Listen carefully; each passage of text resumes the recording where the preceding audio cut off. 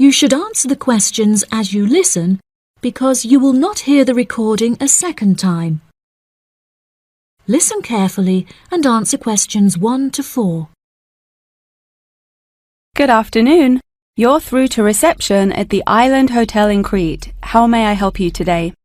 Yes, hello there.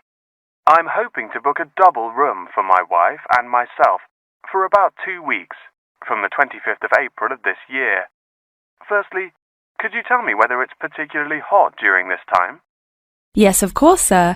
During late April and early May, the daytime temperature shouldn't exceed 19 degrees Celsius. But the weather has been rather erratic and difficult to predict in recent years, so I am unable to say for certain. Okay, that sounds good. My wife doesn't like going outside when it's very hot. I haven't booked flights yet, but I must say that I'm unfamiliar with Crete and its transport system. Does the hotel provide an airport shuttle service? Yes, sir. We provide a complimentary airport pickup service for all our guests. It takes about 40 minutes to get here from the airport, but it's at least 60 minutes at rush hours. And you will be provided with a fully air-conditioned shuttle bus. Okay, excellent. In that case, do you have any rooms available for the dates I gave you? I shall have a look on the system now for you, sir. Bear with me just a moment. Yes, sir. I can see now that we have several rooms available. Would you prefer a garden view or a sea view? Well, ideally I would like a sea view room with a balcony, but of course that depends on the difference in price. Not to worry, sir. All of our standard double rooms have ensuite facilities and a balcony. If you would like one of our sea view rooms, there is a premium of €60 per night. Okay, so could you tell me the total nightly rate for a standard double room with a sea view? Yes, of course, sir. For the spring months, our rate is €216 per night. For 14 nights altogether, this will come to €3,024. Perfect. I also read on your website that the hotel has gym and spa facilities. Are there any other facilities on offer? Yes, we have a large outdoor infinity pool overlooking the ocean, with luxury sunbeds and a poolside bar. We also have 3 full-size tennis courts, where we run a popular doubles tournament, with the winner receiving 2 all-inclusive spa day vouchers. Goodness, I shall have to brush up on my tennis skills. Before you hear the rest of the conversation, you have some time to look at questions 5 to 10.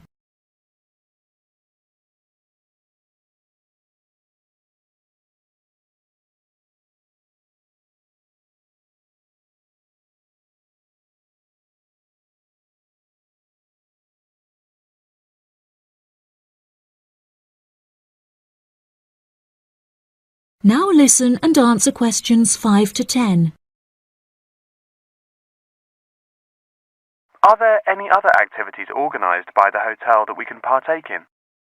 It's just that it's our wedding anniversary on the 30th of June, and I would like to provide my wife with a perfect romantic getaway. I can assure you, sir, that your wife won't be disappointed. Ours is a 5-star resort, which is renowned for its luxury and beauty. In terms of activities, the hotel provides thrice-weekly entertainment. On Tuesdays, guests will take a minibus and partake in learning to cook succulent fish dishes with our Michelin-starred chef Enrique. The class will take place in a beautiful valley deep in the Cretan hills, where guests will be treated to an intimate piano performance by our in-house concert pianist Pedro. On Wednesdays, a select number of guests will be fortunate enough to explore the mountains by helicopter, before being transported to a tropical Cretan garden by shuttle bus. Finally, on Thursdays, after a fancy dinner, we provide a spectacular fireworks display, which guests can view from the comfort of a cable car. Oh wow, that all sounds absolutely wonderful. I shall book the room now, and then I need to look at flights so as not to become extortionate. Would you like to take my details now or later? That is the end of part 1. You now have half a minute to check your answers.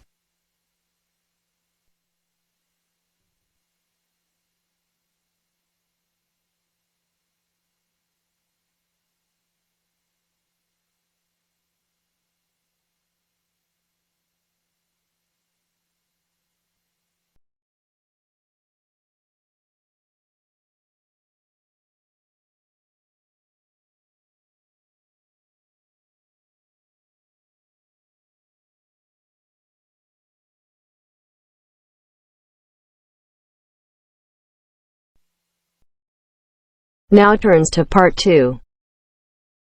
Part 2. You'll hear a man talking about living and working on Trinidad. First, you have some time to look at questions 11 to 15.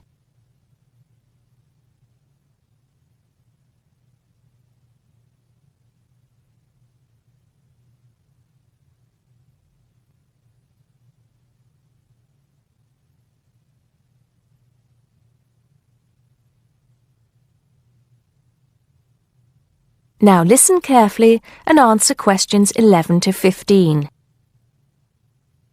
Hi, I'm Steve Pinfold, and I'm here today to tell you about my gap year, which I took about 20 years ago. Unlike many students these days who go travelling or get some work experience between school and university, I decided to do something completely different after finishing my degree. I applied to work for a charity organisation. What it does is it sends people with particular skills to countries where those skills are needed. Apart from having some experience teaching English to summer school students, I didn't have any particularly useful skills, I thought, but luckily I was still accepted. I had to find the money for the flight, but you get free accommodation. I stayed with a family of 5. And you do get paid, but not much. It's a bit like pocket money, enough to get by. I worked in an orphanage and taught English at a local school. Where was I? Well, originally I was going to be sent to a village in India, but at the last minute the organisation decided to send me to Trinidad. Now, this is a fascinating place. It's an island in the Caribbean. Well, in fact, the country is actually 2 islands. The smaller one is called Tobago, which is connected somehow to the word tobacco. Anyway, there I was, a young white guy living and working on an island which is mostly a mixture of descendants from Africa and India. The Africans were originally brought over as slaves, and the Indians came later as indentured workers. That means they agreed to come for a specific time, but many of them stayed. There are also some Trinidadians of Chinese and British origin, though the native inhabitants were basically wiped out by colonialization. I myself felt completely accepted and had the time of my life. The language everyone speaks is English, so there was no problem for me there, but some concepts don't quite translate. They're pure Trinidadian. There's the term liming, for example, which means sitting around watching the world go by. Also, there's the famous carnival, when the whole island is taken up in playing mass. For a whole month, around February or March, it depends when Easter is, everyone's busy preparing costumes, practicing calypsos, soca and steel pan music, and most importantly, partying. Before you hear the rest of the talk, you have some time to look at questions 16 to 20.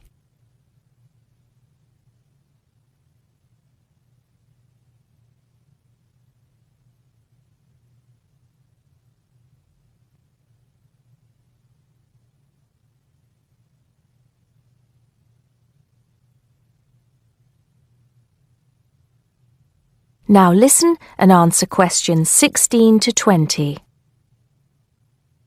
When the actual official carnival starts, it's days of 24-hour dancing in the streets.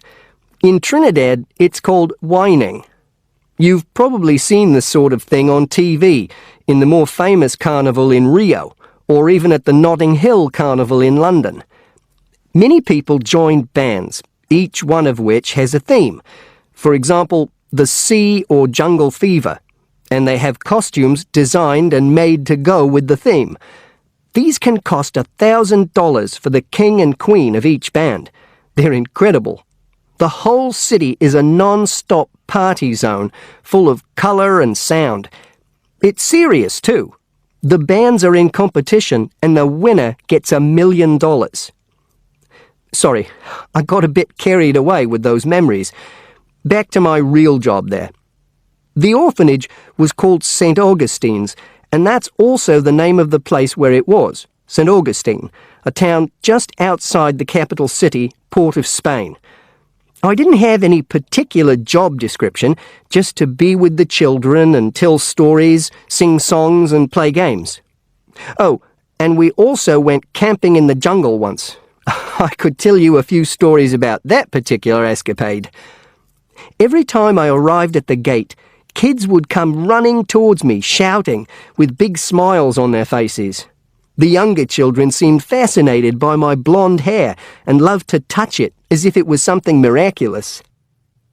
The English teaching I did 2 days a week in a primary school for 6 to 11-year-olds. The kids may have been poor, but they all wore neat and clean uniforms and were so respectful and enthusiastic. I've now been teaching for many years in different countries, and I still think those were the best students I've ever taught. What else did I do while I was there? I swam a lot. Can you imagine what it's like swimming with dolphins and with pelicans diving into the sea right next to you? More seriously, I trained to be a Samaritan. That's someone who listens and supports people who have problems with their lives. Overall, what I took from the experience was a sense of being in another culture, or rather cultures. As humans, we all share many characteristics, but we express ourselves in various ways. In Trinidad, there are lots of different communities and religions, and so many different kinds of festival to see. Hindu, Muslim, Christian, as well as some rather mysterious African traditions. There are quite a few Rastafarians too. Trinidad is, as Americans are fond of saying of their own country, a melting pot, where everybody is greeted warmly. Go and see for yourself. I'm not sure how it's changed since I was there, but I'd love to find out. That is the end of part 2. You now have half a minute to check your answers.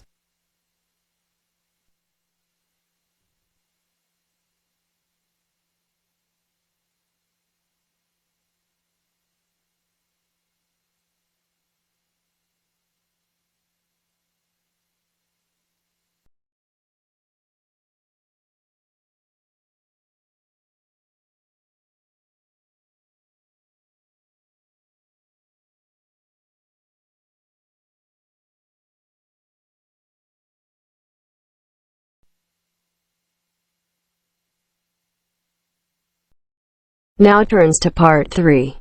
Part 3. You will hear a conversation between a professor and a student talking about taking a course. First, you have some time to look at questions 21 to 25.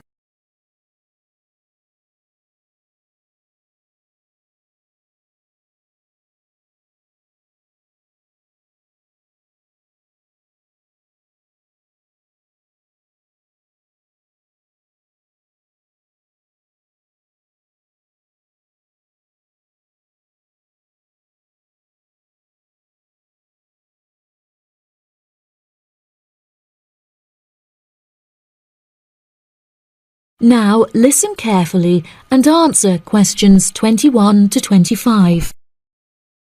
Excuse me, Dr. Twain. May I speak with you for a minute?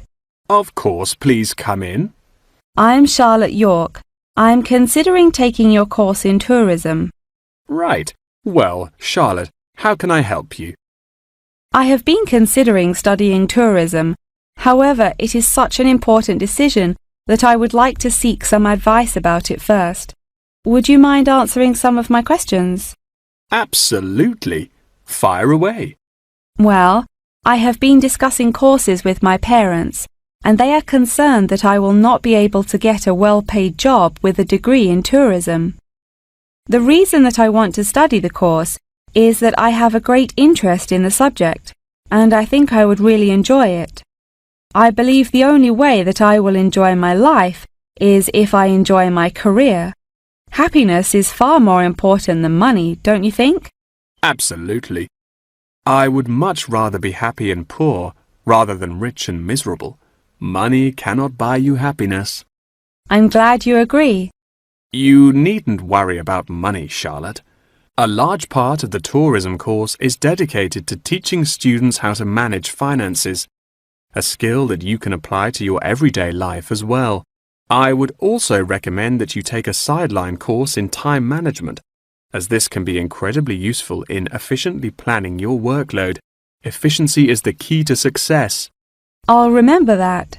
Now, I have found that some students have natural talents that really help them to succeed in the course. Communication skills, for example, can be very beneficial.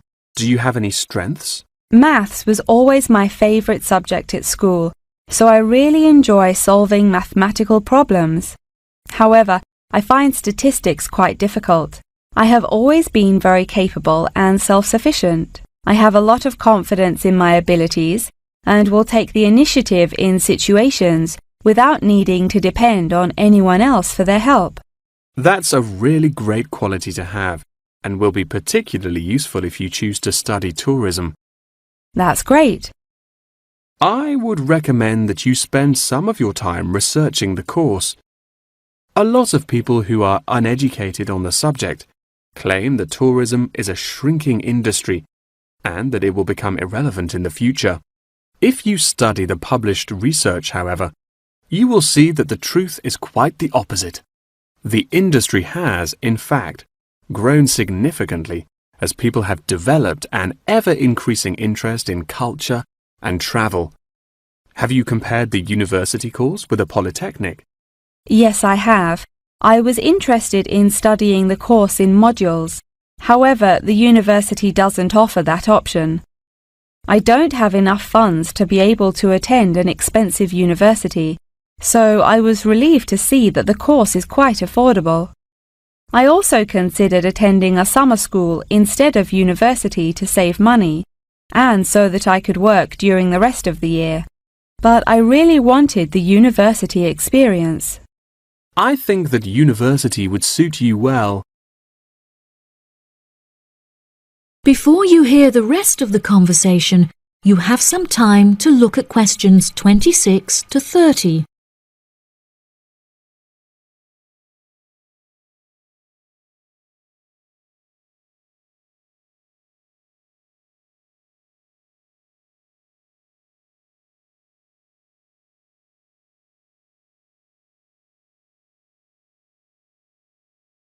Now listen and answer questions 26 to 30.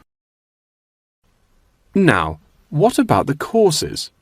Are you interested in any of the other subjects on offer? I have looked at a few. I was interested in travel and business as it sounds similar to tourism. That is really worth learning. However, be aware that it is difficult and will demand a lot of your time. Okay, that's good to know. You might find that Japanese is an interesting course and it will teach you valuable skills in speaking the language. Personally, it's not bad and could be of some help, but not that much. Okay, Japanese. Got that. What about medical care? Well, if you have time, the course will teach you a lot about curing diseases and illnesses or dealing with injuries outside, although it's not essential. So, okay, if it's useful, I'll take it. If you enjoy using technology and are worried about fulfilling the entry requirements, computing is very relaxed about the skills that applicants must possess. I'm terrible with computers, so I'm not sure that I would enjoy that course. How about public relations? Yes, I would recommend that course. It would be related to entering the tourism industry as it will educate you on how to approach clients and develop associations with them. That's great. Thank you so much for your help. That is the end of part 3. You now have half a minute to check your answers.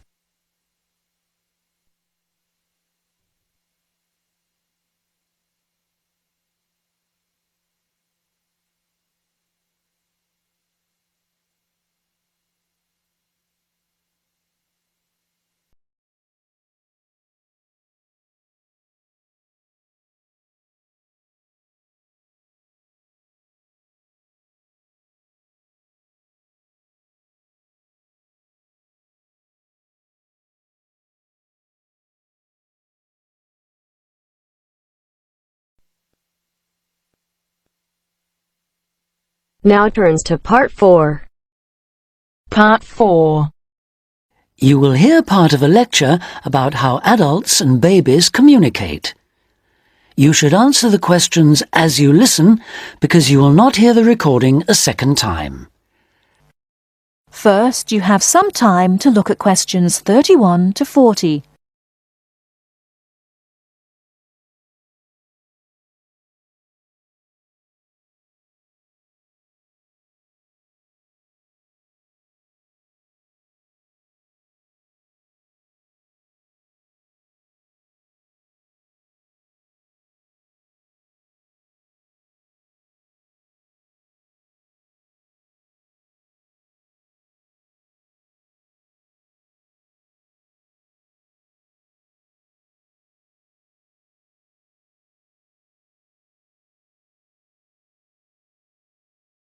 Now, listen carefully and answer questions 31 to 40.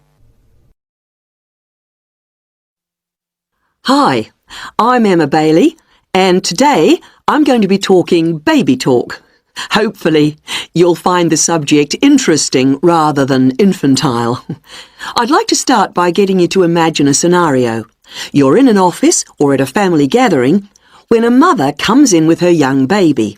Like everyone else, you want to see the mother and baby, and you probably want to talk to the baby. How do you do this? What kind of language do you use?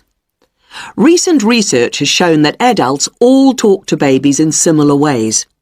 They repeat phrases over and over again in a high-pitched sing-song voice with long vowel sounds.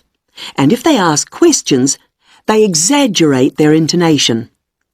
Researchers have discovered that this kind of language, which they have called motherese, is used by adults all over the world when they talk to babies. And according to a new theory, motherese forms a kind of framework for the development of language in children. This baby talk, so the theory goes, itself originated as a response to another aspect of human evolution, walking upright. In contrast to other primates, humans give birth to babies that are relatively undeveloped. So, whereas a baby chimpanzee can hold on to its four-legged mother and ride along on her back shortly after birth, helpless human babies have to be held and carried everywhere by their upright mothers. Having to hold on to an infant constantly would have made it more difficult for the mother to gather food.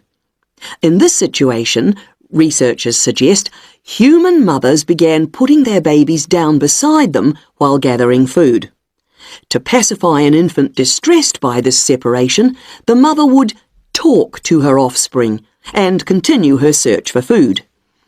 This remote communication system could have marked the start of motherese. As mothers increasingly relied on their voices to control the emotions of their babies and later the actions of their mobile juveniles, words emerged from the jumble of sounds and became conventionalized across human communities, ultimately producing language.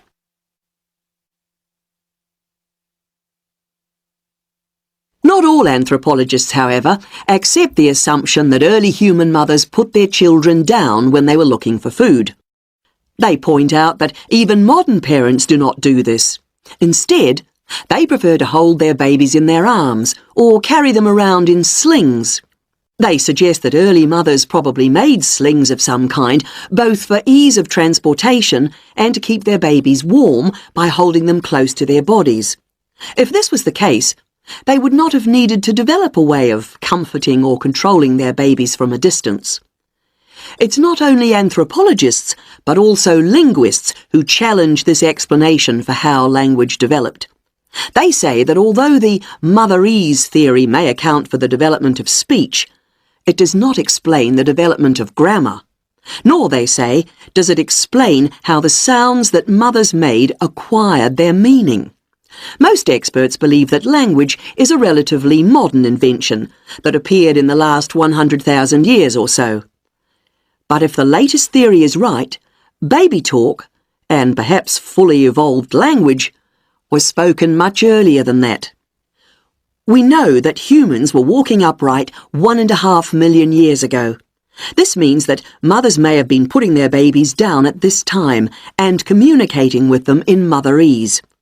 We can be sure that this is not the end of the story, as anthropologists and linguists will continue to investigate the origins of this most human of abilities, language. That is the end of part 4.